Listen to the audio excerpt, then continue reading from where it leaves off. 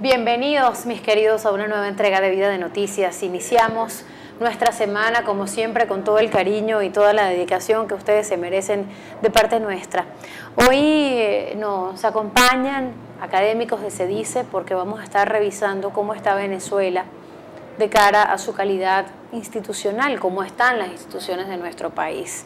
Sin duda, cuando nos enfrentamos a todas las noticias que recientemente han sacudido a nuestro país, desde el punto de vista de la realidad institucional, pues uno se pregunta, bueno, ¿cómo podemos analizar esto y cómo llegar a ello en profundidad? Para iniciar esta conversación, le doy la bienvenida a mi invitada, Andrea Rondón. Bienvenida. Gracias por la invitación. Andrea es académico de CEDICE, también, por supuesto, abogada, y tiene, pues, para nosotros hoy preparado todo este speech acerca de cómo está Venezuela de cara a sus instituciones. Pero esto tiene una manera de medirse, que es quizás, Andrea, lo que la trae hoy a nosotros. Vamos a explicarle a nuestra audiencia cómo es que se puede medir cómo son las instituciones de un país, desde el punto de vista académico. Sí, este año, a principios de junio, a principios de este mes, se presentó el índice de calidad institucional elaborado por el doctor Martín Krause. Es un índice que tiene ya más de 10 años de elaborado y es un índice que mide la calidad de las instituciones. Y por institución no veamos una organización o no veamos un edificio, sino las reglas del juego, lo que nos da certidumbre, lo que limita el poder. Y este índice mide dos aspectos, las instituciones políticas y las instituciones económicas. Las instituciones políticas pues miden el Estado de Derecho, la libertad de expresión, rendición de cuentas, transparencia, y la libertad económica, y las instituciones económicas miden la libertad económica, la propiedad privada, dificultades para la obtención de divisas, para la exportación, importación. Y digamos, este índice conjuga, es un conglomerado de otros índices que miden cada uno de estos aspectos en forma más específica, elaborados por el Banco Mundial o por organizaciones más especializadas. Entonces, digamos, este índice mide dos aspectos fundamentales, el aspecto político, las instituciones políticas y las instituciones económicas.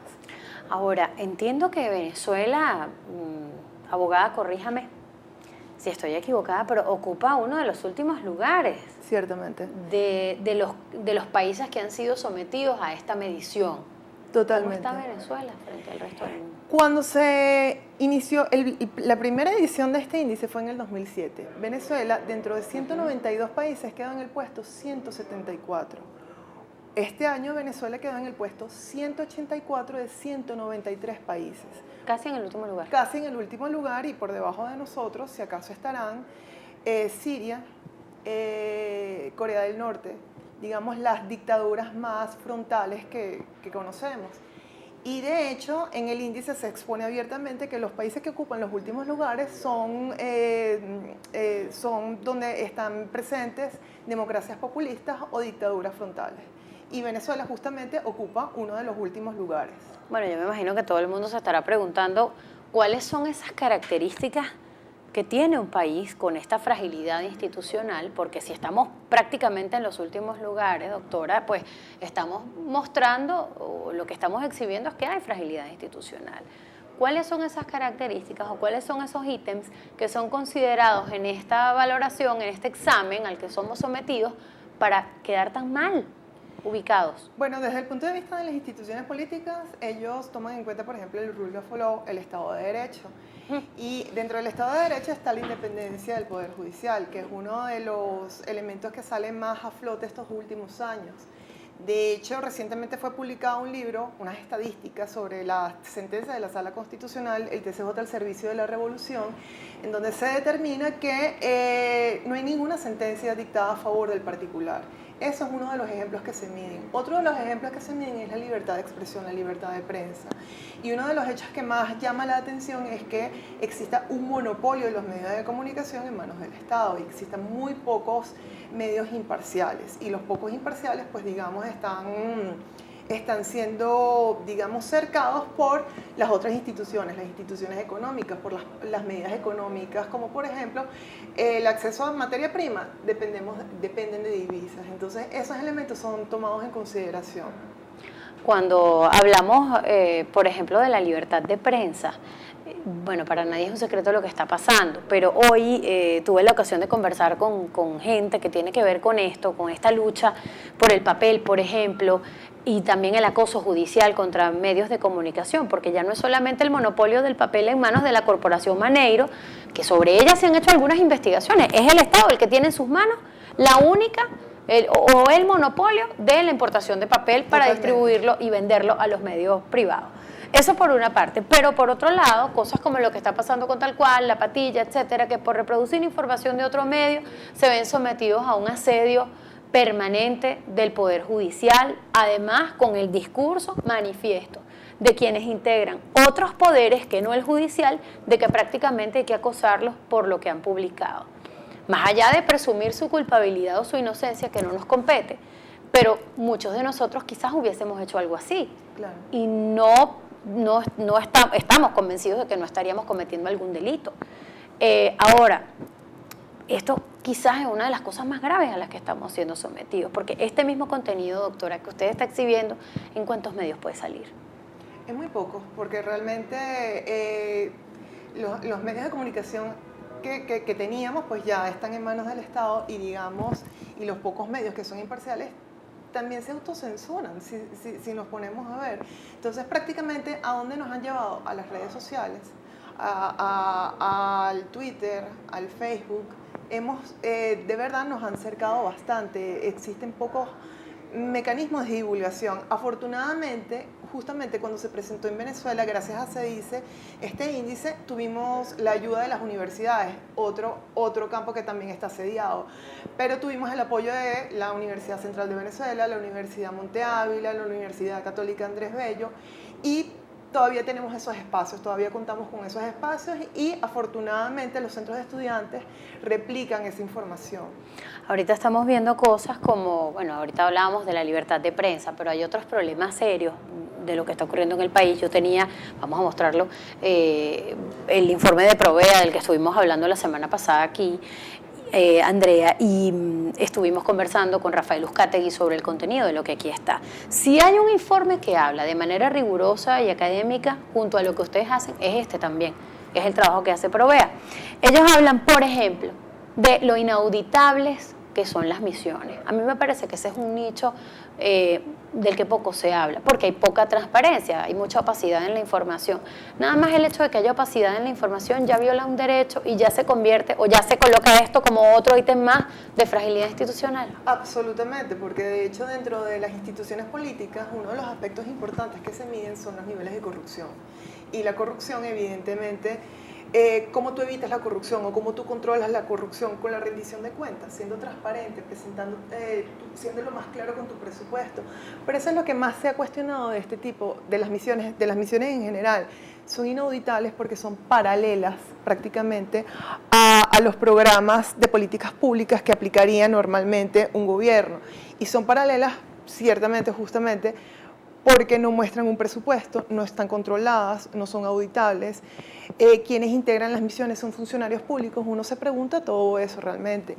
Por ejemplo, la misión vivienda es algo que siempre ha llamado la atención porque siempre lo venden como hemos construido tantas casas y hemos adjudicado tantas casas. Y uno dice, esa es la palabra correcta, adjudicar, porque en realidad no los haces propietarios de las casas, entonces también tienes como un doble discurso, tampoco eres transparente en lo que ofreces, no solamente en el presupuesto que manejas, sino tampoco en lo que ofreces. Nuevamente hablamos de opacidad en la información, poca transparencia y un doble discurso, manipulación del lenguaje también. ¿Qué ocurre con la libertad del ciudadano frente al ejercicio de los derechos? Es decir, yo te tutelo, yo te protejo jurídicamente, te doy tu casa, te doy todos los beneficios, sí y solo si tú profesas por mi fidelidad partidista, ¿no? Ahí estamos frente a un tema bien delicado. Sí, estás condicionando el ejercicio de un derecho, si te pones a ver. O sea, ¿qué en realidad son los derechos y las libertades? Son límites al poder del Estado, y el Estado, digamos, debe crear las condiciones para que yo ejerza libremente mis derechos y libertades hasta donde lleguen los derechos y libertades tuyos.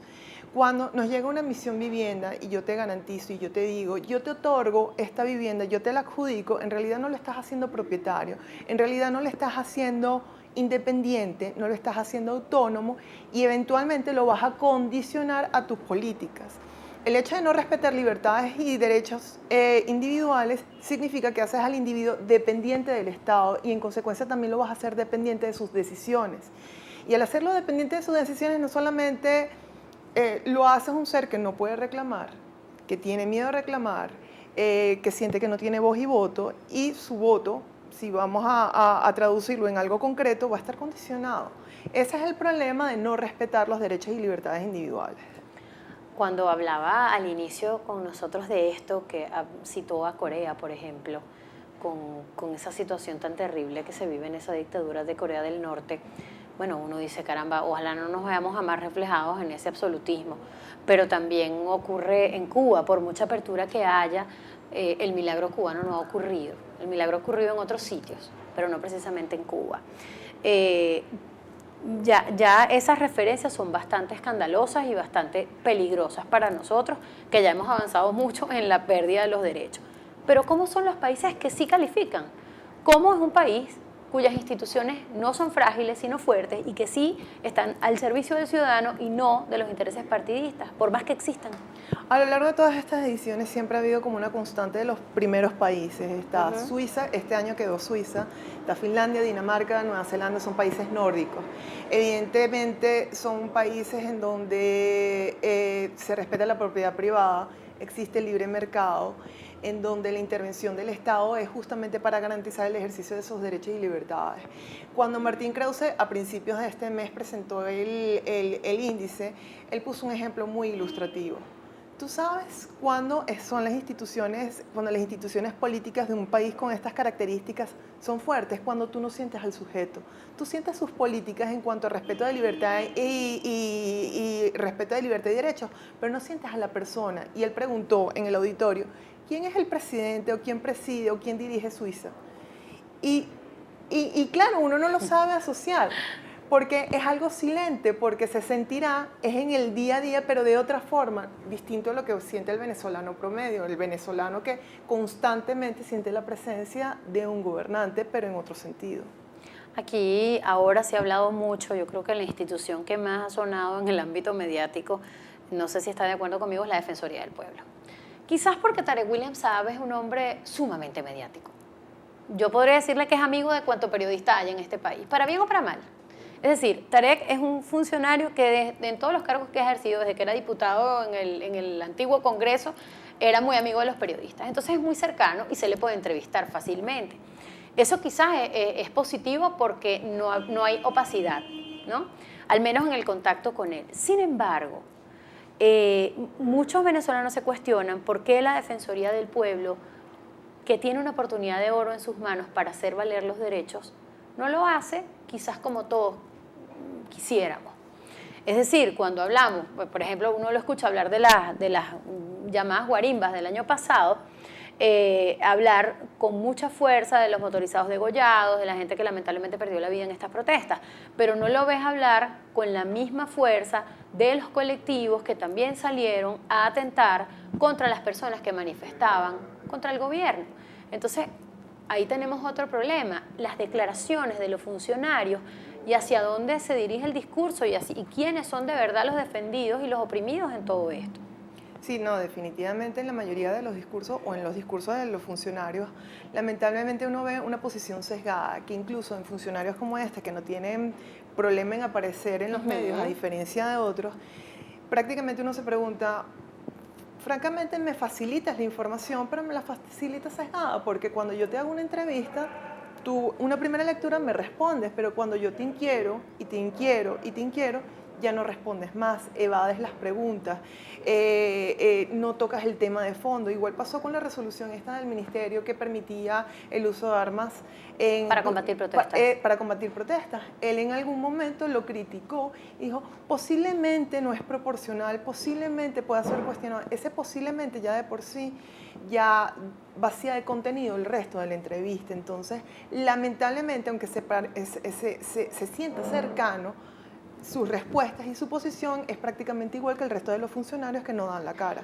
Y el Banco Central de Venezuela, que insiste en ocultar los indicadores de inflación y de escasez también. Ese es otro ejemplo de no rendición de cuentas y poca transparencia y opacidad. Y ahí es donde tú ves conectado, donde se afectan las instituciones políticas, también se afectan las instituciones económicas, están entrelazadas, la libertad es una sola, económica y política. Donde se afecta a una, afectas a la otra, y donde afectas a la otra, afectas inevitablemente, es correlativo. Y cuando el Banco Central de Venezuela no te indica los índices de escasez o de inflación, que son índices económicos, pero también te dice la fragilidad que tenemos en instituciones políticas, porque no hay ni transparencia y es mucha opacidad la que hay. ¿Qué ocurre con eventos como el premio de la FAO que recibe el gobierno venezolano y que exhibe prácticamente por todo su espectro mediático con mucho orgullo, asegurando que ellos derrotan entonces las matrices de que el venezolano no come bien, no se alimenta bien y que es falso que no tenga acceso a los alimentos, ¿no? Obviando cosas como cuánto cuesta y además lo que cuesta conseguir, ¿no? Y la calidad de lo que compras y la poca diversidad de opciones que tiene el ciudadano venezolano. Tiene que comprar lo que consigue, no lo que desea, ni lo que puede comer, porque hay mucha gente que tiene dietas especiales y no puede hacerlas a cabalidad porque no consigue los insumos, y si los consigue son carísimos. Bueno, esto que ustedes ya todos saben que no vamos a llover sobre mojado. ¿Frente a qué estamos cuando ocurre todo esto? Porque el gobierno dice que lo logró, pero todas las ONG dicen que el gobierno está mintiendo porque se está comparando con la Cuarta República, que llaman ellos, pero no con ellos mismos. Totalmente.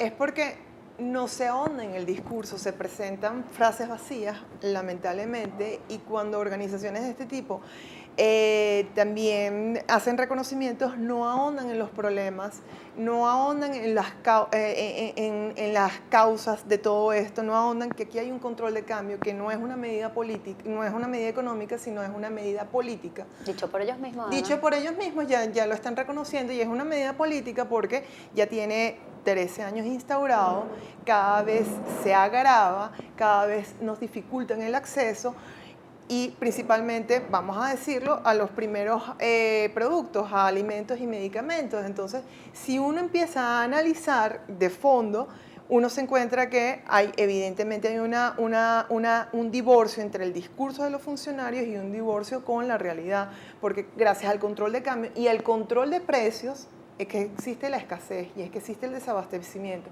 porque estás eliminando la iniciativa privada, no puedes producir a pérdida, eso es lo que produce el control de precios, pero tampoco puedes producir cuando no tienes insumos, eso es lo que genera el control de cambio, eso no se toca. Además que la única manera que tiene el ciudadano de defenderse para ellos, y con esto ya vamos cerrando, es ir a la institución que controla los precios, no a levantar el control de precios para que haya diversidad y por supuesto combatir siempre la especulación. Pero no puede ser que la única manera que tú tienes de defenderte es ir al mecanismo que los controla. Es que justamente desde ese dice, eso es lo que nosotros decimos. El problema no es el monto del cupo, el problema es que existe un control de cambio que te limita tu libertad para convertir libremente la moneda. Eso ya es un problema que afecta directamente la propiedad. El problema no es la aplicación del control de precios, el problema es que exista un control de precios. El venezolano lamentablemente se ha acostumbrado a la existencia de los controles, que no solamente es de esta época, tenemos 40 años de políticas de control de cambio y control de precios, que se ha exacerbado en este último periodo, eso es cierto, pero el venezolano está acostumbrado a los controles y lo único que se queja es la forma de aplicación, y lamentablemente cuando se queja de la forma de aplicación estás dentro del esquema, no estás cuestionando el esquema en sí, que el esquema hay que cuestionarlo, el control mismo, los controles per se son dañinos. Yo te agradezco mucho la compañía hoy en nuestro programa, porque bueno, le dimos un con todo al entorno sociopolítico actual, pero bueno, había que aprovechar a nuestra vocera de hoy para revisar todo esto, porque sin duda cada cosa de la que hablamos tiene que ver con la fragilidad institucional que existe en Venezuela. Es quizás el tema más amplio del que podríamos hablar aquí. Agradecida con Cedice por acompañarnos, y a ustedes, por supuesto, por preferirnos, por seguirnos y por dejarnos informarle y entretenerle. Claro que sí.